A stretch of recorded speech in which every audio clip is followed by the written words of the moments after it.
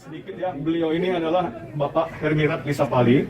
Ya, beliau adalah teman saya. Dia seorang ahli geologi, ya, dan dia seorang pengusaha tambang.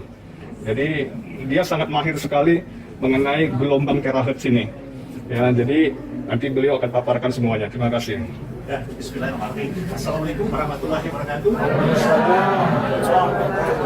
Salam kenal semuanya, salam sejahtera pada hari ini. Ya, alhamdulillah kita semua diberikan kesehatan ya, nonton, kita bisa bersama-sama kumpul di sini. Itu suatu karunia yang luar biasa. Terima kasih kepada tim IT Rakyat, terima kasih juga kepada Pak Roket tadi, sudah membantu saya untuk melakukan terapi. Dan saya bisa yakinkan kepada Bapak Ibu sekalian, terlepas daripada apapun kita, siapapun kita, alat ini luar biasa. Ini saya bisa yakinkan semua Bapak dan Ibu sekalian. Karena saya merasakan sendiri, pribadi, saya merasakan sendiri pada keluarga dan orang tua saya. Cuma saya gunakan, alhamdulillah, ibu saya yang tadinya tumor, ya, lipoma di belakang ya, jinak ya. Nah, alhamdulillah 2 bulan sembuh. Saya belum bicara mengenai masalah testimoni, saya bicara dulu mengenai masalah apa yang saya bawakan untuk berbagi sedikit informasi supaya Bapak dan Ibu semuanya ya, bisa mendapatkan informasi yang jelas. Oke, baik. Mengenai masalah gelombang, ini tadi mungkin sudah disampaikan oleh dokter, tapi sedikit ada kutipan. Kutipan ini dari seorang ahli fisika, namanya Albert Einstein dengan Nikola Tesla. Ini yang buat mobil listrik ya. Nah, mereka katakan bahwa terahertz ini atau mungkin frekuensi ini adalah merupakan obat masa depan. Nah, ini salah satunya, termasuk Nikola Tesla. Nikola Tesla menyatakan bahwa pengobatan itu ada pada saat akan masa depan itu akan ada pengobatan dengan menggunakan frekuensi. Dan ini luar biasa. Karena seberapa banyak kita mengkonsumsi obat-obatan setiap hari ya. Banyak sekali yang kita konsumsi. Dan efek terhadap tubuh manusia juga ya bervariasi seperti itu. Demikian pun juga dengan mengenai masalah alat terapi ini. Perlu saya sampaikan bahwa dalam pengetahuan saya selama melakukan studi dan riset di Colorado, di tempatnya di Boulder, di sana saya melakukan riset untuk pengetesan melihat mineral apa yang ada di bumi. Jadi melalui satelit. Jadi selama ini kita di dunia ini itu sebenarnya ada satelit asing yang bisa melintasi Indonesia. Kalau di Amerika namanya NOAA, itu satelit. Dia bisa membaca semuanya mineral yang ada di bumi. Sehingga dari situlah diambil data-data sehingga mereka bisa membuat semacam jurnal-jurnal geologi atau jurnal-jurnal mineral yang ada. Dengan melakukan ini namanya indera jauh ya. Kalau mungkin Indonesia punya seperti itu di lapan ya, itu ada indera jauh. Nah, dideteksi ini gelombangnya salah satunya adalah gelombang terahertz. Ya, yang bisa mendapatkan pencitraan daripada mineral yang ada. Apalagi sekarang ini sudah banyak potensi-potensi untuk melakukan observasi terhadap kesehatan. Contohnya, dokter biasanya melakukan observasi, ya, bertanya kepada kita sakit apa, ya, pasti kita akan menjawab kan. Nah sekarang kalau saya tanya, kalau bayi gimana? Bisa jawab nggak kalau dia sakit apa? Nah bisa kan? Nah frekuensi ini bisa menunjukkan komposisi sakit daripada manusia. Nah ini luar biasanya, makanya saya bilang ini alat, ini betul-betul luar biasa. Saya mau terjun di sini karena saya tahu alat ini berguna untuk saya, seperti itu. Sehingga saya tidak akan mau menutupi karena ini berbagi. Ya, berbagi kita untuk manusia dan kesehatan, kesejahteraan manusia, seperti itu. Nah, kalau kita bicara lagi masalah spektrum, tadi sudah jelasin juga. Nah, tadi yang dimaksud oleh dokter, itu ada spektrum yang bisa dilihat oleh mata. Warna. Nah, warna ini spektrum dari mana? 400 terahertz sampai 789 terahertz. Semua gelombang frekuensi yang ada di spektrum ini adalah semua yang kita bisa lihat dengan mata. Ya. Jadi Bapak bisa lihat warna pelangi, ya, itu semua dengan mata kan kita bisa lihat. Nah itu range-nya ada di 400 sampai 789 terahertz. Nah ini gelombang terahertz. Nah, kalau kita bicara masalah gelombang terahertz yang lain, ada namanya sub-milimeter. Nah inilah yang berguna sekali untuk yang masuk dalam kategori kesehatan manusia. Nah, submilimeter itu lokasinya antara infrared, di sini ada infrared, dan di situ ada microwave. Jadi ada gelombang microwave sama infrared. Dari tahun 1950, para ahli sudah meneliti mengenai masalah submilimeter. Nah, inilah gelombang yang ada pas di tengah-tengah submilimeter. Seperti itu. Antara ultraviolet di sini sampai dengan gamma rays ini adalah yang berbahaya bagi tubuh manusia. Itu aja simpelnya. Yang di sini sampai di sini itu adalah yang non ionizing, di mana tidak membawa efek terhadap pelepasan atom tubuh manusia, seperti itu. Ya. Jadi bisa saja ada hal-hal yang terjadi apabila sering. Bayangkan kalau saya minta Bapak untuk X-ray setiap hari 2 kali misalnya. Ya, bisa berbahaya untuk tubuh kita. Pasti dokter tidak akan mau menyarankan seperti itu.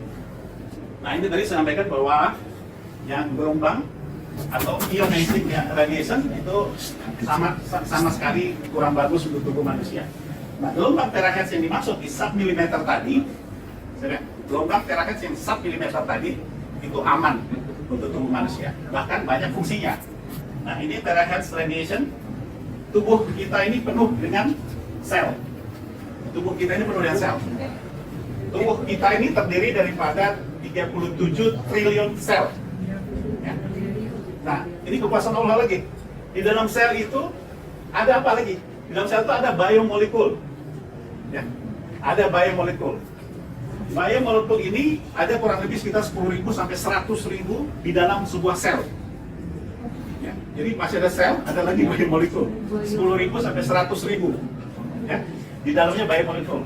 Nah, kemudian setelah itu saya sampaikan nanti bahwa ada 4 yang mengatur itu biomolekul. Di situ ya, jadi ada 5 elemen: karbon, hidrogen, oksigen, fosfor, dan sulfur. Namun yang paling utama adalah 4 fungsi utama biomolekul kita ini. Ini ada hubungan yang terakhir nanti. Saya sampaikan, saya mungkin apalagi bukan dokter, tapi saya meneliti ini juga. Jadi kondisinya ada semacam karbohidrat di situ, ada lipid, ada lemak. Ya, terus kemudian ada nukleat asid. Ini ada nukleat asid ini apa? DNA dan RNA. Ya, mungkin ada yang tahu ya, DNA dan RNA. Nah, ini adalah salah satu yang masuk dalam inti sel itu. Terus kemudian ada protein. Nah, protein ini yang ada dalam sel. Nah, ini salah satunya. Nah, ini dia contohnya, ini biomolekul.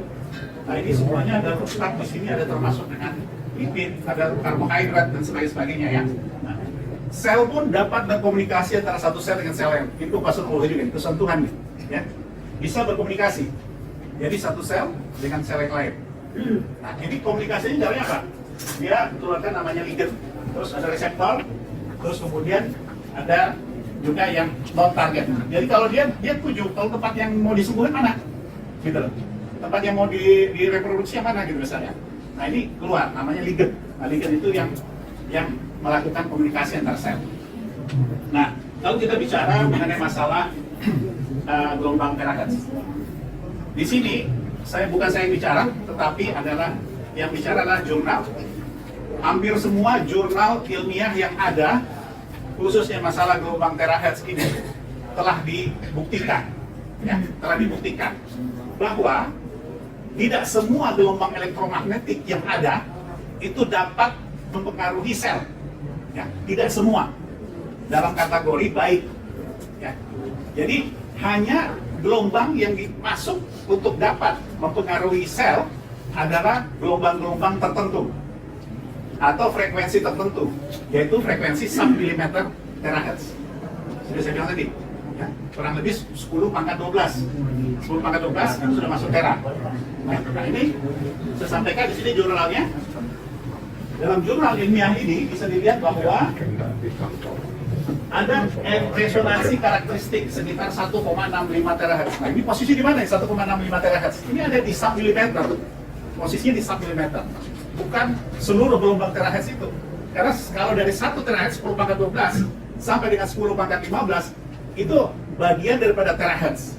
Tetapi ada bagian khusus yang submilimeter masuk kurang lebih sekitar 1,65 terahertz. Inilah yang bisa beresonansi dengan sel tubuh manusia. Nah, di sini dibahas bahwa dapat menyembuhkan penyakit kanker. Ya, ini masya Allah ya, luar biasa. bahwa gelombang ini bahkan bisa menyembuhkan penyakit kanker. Nah ini buktinya ada dalam jurnal ilmiah yang ada. Nah ini cancer treatment with terahertz. Nah ini salah satunya. Jadi cancer antara 1,65 termasuk 1,5 itu resonansinya didapatkan. Jadi penyebaran cancer tersebut sudah cukup tinggi dengan resonansi 1,6 terahertz ini bisa menurunkan frekuensinya sampai di bawah. Dan ini terbukti. Saya punya saksi yang bisa melihat dan saya melihat sendiri bahwa ini benar-benar terbukti dengan adanya pengurangan daripada cancer ya, yang ada. Nah ini luar biasa dengan gelombang terahertz. Nah ini dimasuk dengan demetilasi ya. Nah demetilasi ini dia hilangkan 2 karbon dengan 1 hidrogen, sehingga dengan proses gelombang frekuensi ini dapat membantu mengurangi penyebaran daripada kanker itu sendiri. Nah ini Masya Allah luar biasa. Jadi sudah benar kata Albert Einstein ya, bahwa pengobatan masa depan itu adalah pengobatan dengan frekuensi. Nah ini ada lagi review, tapi banyak sekali review sebenarnya. Hanya yang saya mau tampilkan sini ada beberapa hal. Ini salah satu review juga dari salah satu universitas di Rusia, bahwa dia terahertz ini punya fungsi lain juga sebagai deteksi. Jadi dia bisa mendeteksi. Ya, di sini sudah jelas sekali kulit, ya, oral, otak dan sebagainya, lungs, paru-paru ya sampai prostat, khusus serviks sama dengan jaringan pencernaan. Nah ini bisa dideteksi bahwa di mana ada sakit dan sebagainya dengan gelombang terahertz. Nah ini luar biasa. Nah kalau bisa dideteksi berarti dia bisa ngobatin. Ya, dia bisa ngobatin. Nah, ngobatinnya apa? Ini salah satunya contoh. Ini hasil jurnal ilmiah ya, bukan orang buat testimoni biasa, bukan. Tapi ini adalah jurnal ilmiah dari universitas di Rusia. Nah ini bisa mengurangi ukuran tumor. Tadi sudah cerita ya. Dengan gelombang terahertz ini bisa mengurangi ukuran tumor. Bisa untuk kanker kulit. Ya, ada punya kanker kulit. Ya, insya Allah bisa. Bisa untuk apalagi luka bakar. Ya, luka bakar dan sebagainya masuk bisa. Terus kemudian untuk kardiovaskular, tadi sudah dijelaskan sama Pak Dokter ya, masalah jantung ya. Nah ini bisa ditreatment dengan gelombang terahertz. Sampai dengan masalah mata. Jadi jangan salah. Kalau infrared sinar ke mata kita gimana hasilnya? Ya kan? Kita bisa buta ya. Nah, tapi gelombang terahertz ini tidak merusak epitelium mata. Ya. Nah ini salah satu kebaikannya. Ya, cukup kalau mau blow di mata, saya biasanya untuk lebih cerah, terang. Kalau ini saya blow di depan saya ini aja sambil tutup mata, nggak masalah. Ya, itu bisa dilakukan. Sekaligus kalau buat ibu-ibu yang ingin mempercantik diri, ya bisa di blow di wajah seperti itu. Nah ini juga bisa hilang itu kerutan-kerutan wajah dan sebagainya. Nah itu yang terjadi. Nah ini beberapa jurnal ilmiah dan sebagainya. Ya. Nah ini kalau kita bilang pulmonologi ya, atau mungkin saluran nafas ya, terahertz ini dapat membantu sekali untuk saluran nafas. Dan ini juga hasil dari jurnal ilmiah bahwa terahertz dapat menyembuhkan COVID. Ya, terahertz dapat menyembuhkan COVID. Nah ini benar nih, ini jurnal bukan saya ngomong tapi jurnal ya. Jurnal itu hasil penelitian ya, dan dibuktikan dengan praktek. Jadi dia mengurangi masa rawat pasien itu dikurangi dengan menggunakan gelombang terahertz. Ya, bisa kurang sampai 4 sampai 8 hari, bayangkan. Ya, luar biasa. Dan ini memang diteliti, mereka teliti di Rusia. Terus kemudian dia juga mengurangi beban radiologis. Karena apa? Sering kan orang kena COVID yang di ronsen kan paru-paru terus kan. Yeah. Lihat gimana penyebaran dan sebagainya kan. Apakah ada asap awan di dalam paru-paru dan sebagainya. Nah, mengurangi beban itu karena apa? Kalau kita sering-sering di ronsen itu berbahaya kan. Nah, dengan gelombang terahertz ini mengurangi masa daripada farmakologis, obat-obatan dengan mengurangi juga radiologi. Seperti itu. Jadi bayangkan dulu waktu pertama kali COVID yang pertama, bayangkan semua panik, kan? Ya, panik karena apa? Minum obat macam-macam sudah. Ada dari obat herbal sampai dengan obat-obatan kimia kan. Nah itu yang kita rasakan sehingga banyak sekali efek-efek samping yang terjadi. Dan itu masih uji coba waktu itu. Nah ini mengurangi khusus orang-orang yang kena masalah dengan apalagi penyakit lain ya. Nah penyakit lain contohnya jantung, diabetes dan sebagainya. Ya, dengan gelombang terahertz ini hasil penelitian juga dia bisa mengatasi ya orang yang kena COVID tapi punya penyakit lain seperti itu. Nah ini ya, komorbid ya namanya seperti itu. Nah ini rehabilitasinya juga bisa kurangi 4 sampai 8 hari. Oke, terus kita lihat nih. Nah ini hasil penelitian juga. Hasil penelitian dari hasil lab tentang eritrosit ya, terus kemudian gula darah sama BPS itu white blood ya, darah putih.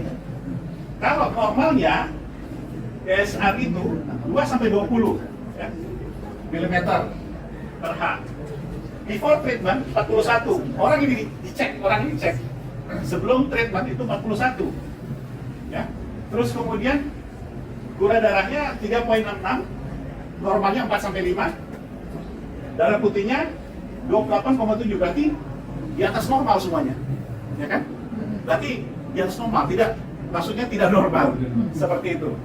Nah, jadi dengan kondisi seperti itu setelah di treatment dengan gelombang terahertz ini, hasil penelitian cuma 2 hari. 2 hari turun dari 41 turun 19. 7 hari turun jadi 10. Jadi normal ya. Antara range 2 sampai 20 turun ya. Terus kemudian gula darah sama kondisinya ya. Jadi kondisi seperti itu. Karena memang sudah masuk kategori normal ya. Nah, kalau untuk darah putih karena ada itu tadi seperti yang dibilang Pak Dokter ya. Nah, ada peradangan dan sebagainya. Nah, ini kondisinya. Jadi tadinya tidak normal 28,7, hanya dengan 2 hari treatment COVID ya, itu 8,9, 8,7. Bayangkan, dengan 7 hari treatment 8,7. Berarti luar biasa ya. Kita punya alat ini masuk ke Indonesia, bagi saya ini suatu rezeki buat masyarakat Indonesia. Sangat powerful. Dan ini sudah saya rasakan, Bapak dan Ibu nggak akan kecewa, saya bilang gitu. Kita beli ini 4.800.000 ya. Yang klasik ini harganya 4.800.000. Bayangkan kalau Bapak gunakan ini terus kemudian kita terapi untuk keluarga semua. Bisa dirasakan semua keluarga. Jadi kalau satu rumah ada 5 orang punya ini satu, manfaatnya lebih luar biasa dibanding kita akhirnya harus ke dokter. Ya, mohon maaf dengan Pak Dokter, tapi maksudnya daripada kita apalagi berobat ya, itu yang benar bahasanya. Tapi kita berobat, dikasih obat-obatan medis dan sebagainya, ya kan, belum tentu kita itu apa cocok dengan tubuh kita atau tidak. Sedangkan ini alatnya tanpa sentuh, yang menyentuh cuma orang terapisnya atau keluarga kita di rumah yang melakukan terapi. Seperti itu, atau diri kita sendiri bisa lakukan seperti itu. Nah, itulah saya bilang bahwa saya mau untuk turun di sini karena punya potensi bisa menguntungkan bagi orang lain. Saya mau berbagi sama orang lain seperti itu, dan itulah sehingga saya bilang sama Pak Andoko dan marketing sini, saya siap membantu Prive Internasional. Terima kasih. Assalamualaikum warahmatullahi wabarakatuh.